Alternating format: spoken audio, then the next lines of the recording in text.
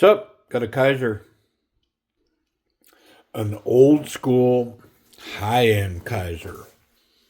Yeah, this is one of those, man. I have never seen one of these before. And I came across it, and man, I got lucky. This is a KI 4434. And wait till you see this dude, man. I'm excited just to get it checked in, and so I can get it out of this box and get it in my collection. I mean, look at this thing. It's a pile of skulls. Yeah. Come on, man. It is right up my avenue. And that's titanium. Titanium pile of skull scales. I mean, golly. I saw this, and as soon as I saw it, I said, man, I got to have that. And it's got this beautiful uh, gray coated, I say it's coated, but S35VN blade. And this is a Kizer Zambi. Look at this thing, man. Frame lock. It's clearly on washers, but it runs like a dream.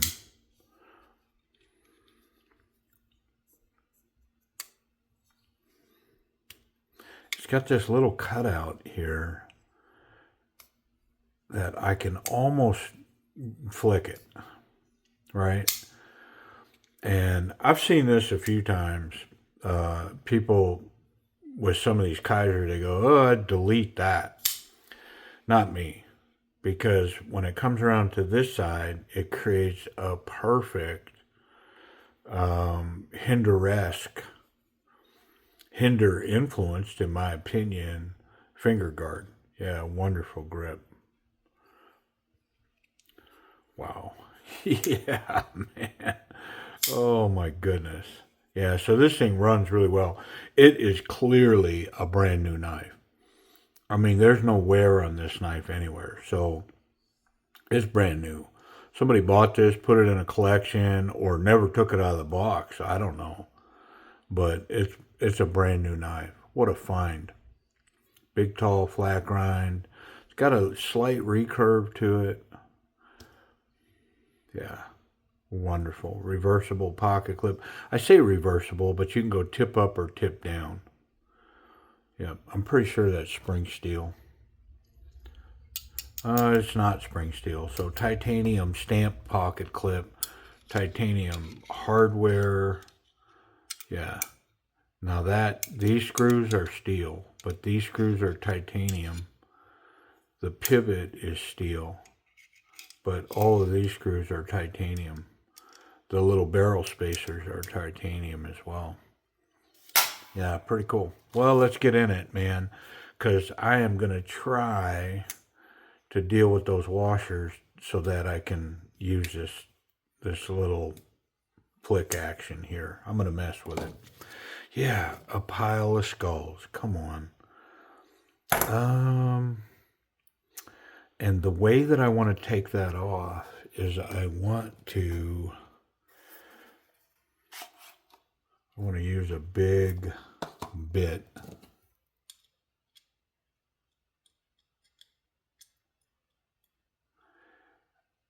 I mean, man, that's really close. I think I need the hex bit, though. I wonder if I've got one. Give me just a sec. Okay, so I think this is the bit. It's a big one. What size is that?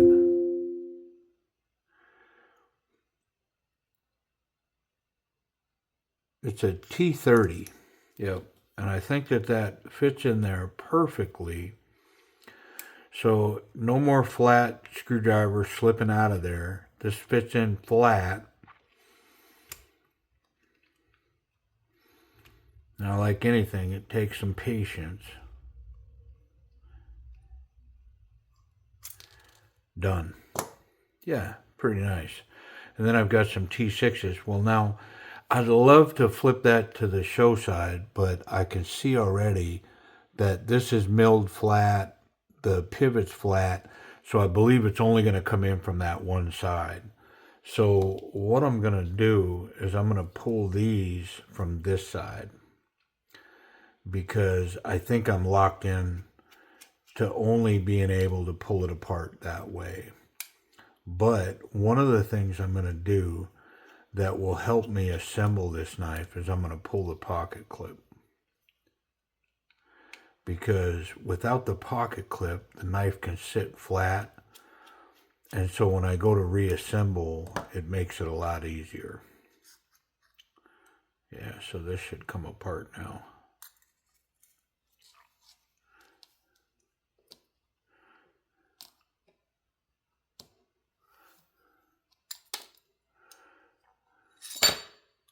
There we go. So if you see with the pocket clip on it, I mean, this one sits kind of flat, so I may leave it be.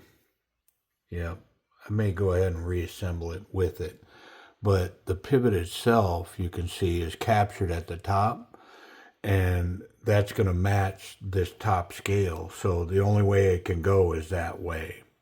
So it is what it is. I want to check these washers because they're not always the same. See, they're not. So there's the small one goes down, and it's a single copper or bronze washer, and then the big one goes up. Yep. Okay. Well, I'm going to wipe everything off, and then we'll polish those washers, and we'll put it all back together.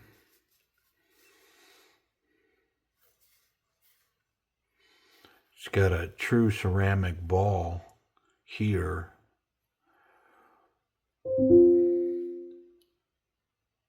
And the titanium is carbidized right here. Yeah. So it's been carbidized so that up against the back of that blade doesn't create some horrible lock stick. Because boy, that could, for sure.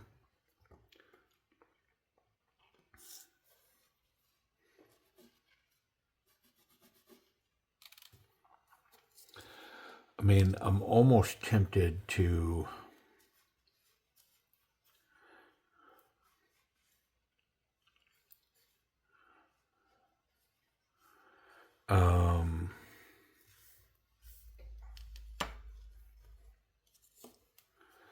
polish the titanium here.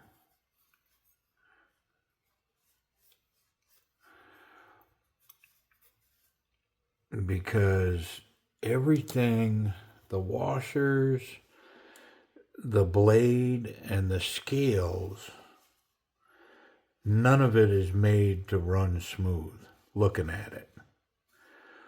And I'm going to show you what I mean. So everything's wiped off. But look here on the blade. So none of this is smooth. You can see how new this knife is. This action, I've probably run the action more in my videos than in this video than the knife has been run in its whole life. But see, this isn't smooth. This has got this bead blasted finish on it. And then the titanium's not smooth. You can see where the washer's trying to smooth that surface out right there. And then this one's not smooth. And you can see where it's trying to smooth out that surface there as well. And so, boy, I'm tempted to try to polish that up a little bit with a belt. And I think I might. Same thing here, because I could really improve that action. But you know what? I'm not gonna. The knife is just so cool that I'm not gonna modify it like that. I'm gonna leave it be. But I am gonna polish these washers. Yeah, because I'm not modifying the knife in any way. It's just such a rare, cool piece that I don't, normally I wouldn't care. It's in my collection and I don't care. But boy, if I ever wanted to move that piece, and, I think it would behoove it that I didn't sand all this and polish all that up. I think I just leave it kind of factory stock. You know what I mean? I think that's the way I'm going to go with it. So I am going to grab my purple belt, which is 6,000 grit, and I'm going to polish up these washers because they could definitely use it. Looking at them, kind of corroded. Not corroded. What's the word I'm looking for? Patinaed. And just a little bit of work on this belt will polish them up like a mirror. And these are thick washers too. Yeah, they got some girth, man. Yep. Night and day difference.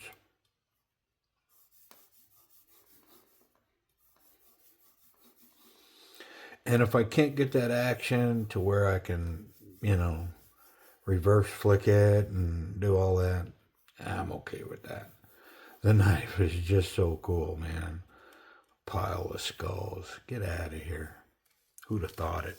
Who'd have thunk it? Not me. I had no idea. Yeah, I was shocked when I seen it. I was like, get out of here. I have to make you mine.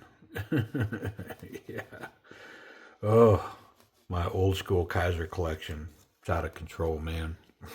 Because just these old cool models keep popping up, man, that I've never seen. It's like, oh, I got to get it.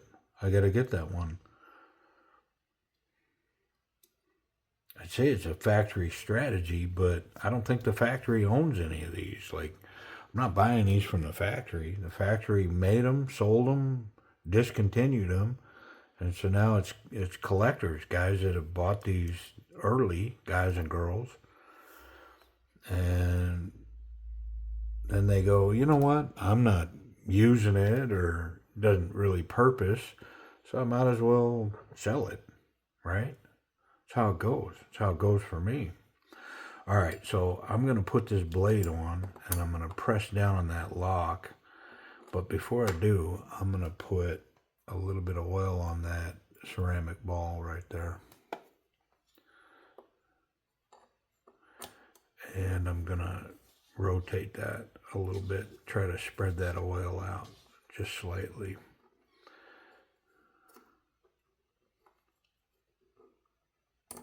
Yeah, see, this is the part that gets difficult coming from this direction.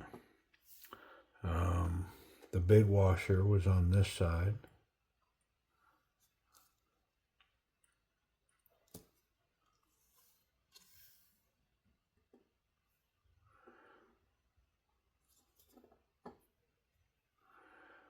Now I got to try to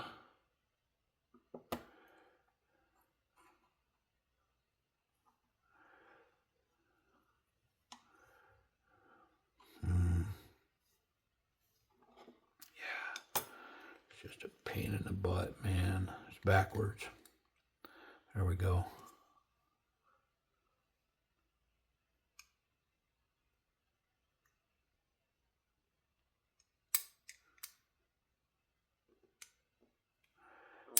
Got it.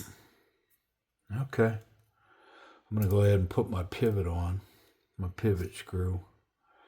That way it'll hold everything in place.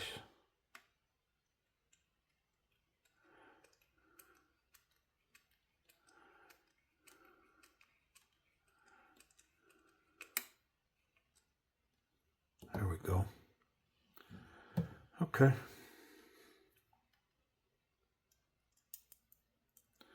Normally I would put one of these in and then test that action, but I think it is what it is. I am's who I am's.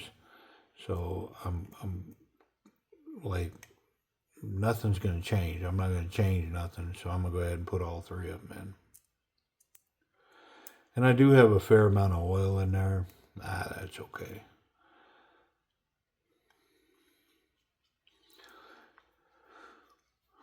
And yeah, this ain't no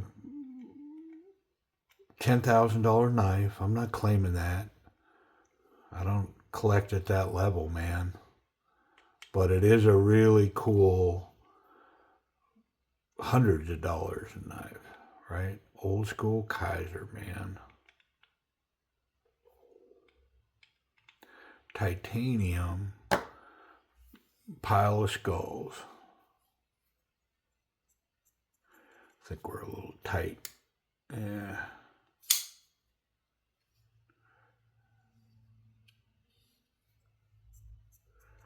Yep. Let me try to loosen that up a little bit.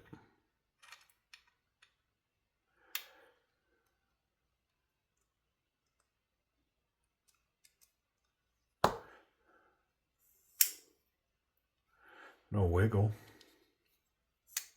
Oh, much better.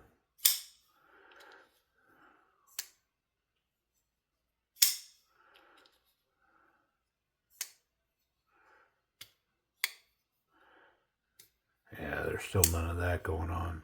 But it's running really well, and it's locking up solid, so I think I'm going to be happy with it.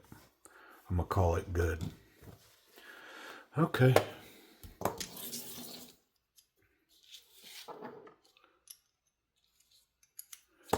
T30 works on these pivot screws like that. All right. Well, come on, we'll break it down. Do a quick little simple. Let's talk about the action. I mean, it needs a little coaxing. It's washers. I'll give it a B to a B plus. It's not great. I think that if I wanted to sand on the insides of the scales and on the flats of the blades, the blade on both sides, I could make it probably an A minus. I think I could get it pretty good because it is smooth, but it's got a little bind on it that I think, yeah, look at that, I thumb flicked it now. So, like all washer action, gets better with use. Oh, I spidey flicked it. Come on, man. Yeah, it'll get better. Make sure I'm not loose. Yeah, no, it's solid. Yeah. I mean, I'll upgrade it to a B plus. How about that? Pretty cool. Ergonomics, solid. Yeah. Hinder-esque. Definitely locked in, confident grip. Not so confident, very confident. Whoop. Yeah, all the way to the top, man. Locked in. It's got a wonderful grip on it. And like a lot of the Kizer models of this age, they've just got that wonderful ergonomics that is solid, once in hand, you know. And yeah, it's got this bonus points. Yeah, legit, powerful grip right there. Very cool. Run the pocket clip real quick. I think it's going to do just fine. It is stamped titanium. Feels like it's got good tension on it. Yeah, nice. It's kind of an odd, cool look. Not deep carry by any means. There's probably close to an inch sticking out of that pocket. But I think it'll work on the thick stuff as well as the standard jean size material. Yep. Very cool. My spot in the back pocket. Get a look back here. Nice. It's got decent tension. I think it'll hold it in there. It's anodized. It's got like a light blue color to it. Very cool. Safety. See if we can contact that blade. Ooh, that tip was close, but yeah. It's just below that little hump there. So tip's good, clip's good. I can handle it any way I want. I'm not going to catch the sharp part. Let's see on the bottom, does it snatch it in there? Yep, nice little tick. There ain't no throwing that out of there. The lock, yeah, it's legit. And that Kizer factory, 100% that's factory edge, S35.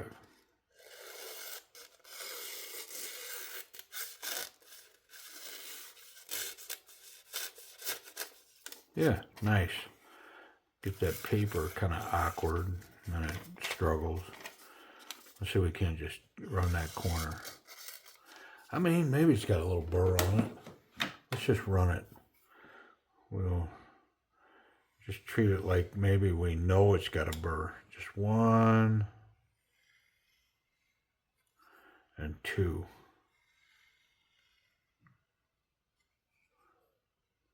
Keep a high angle on it. I don't want to run up onto the blade, put a ghost effect up on that gray wash. That would not make me happy. All right, let's see if we got a burr off of there.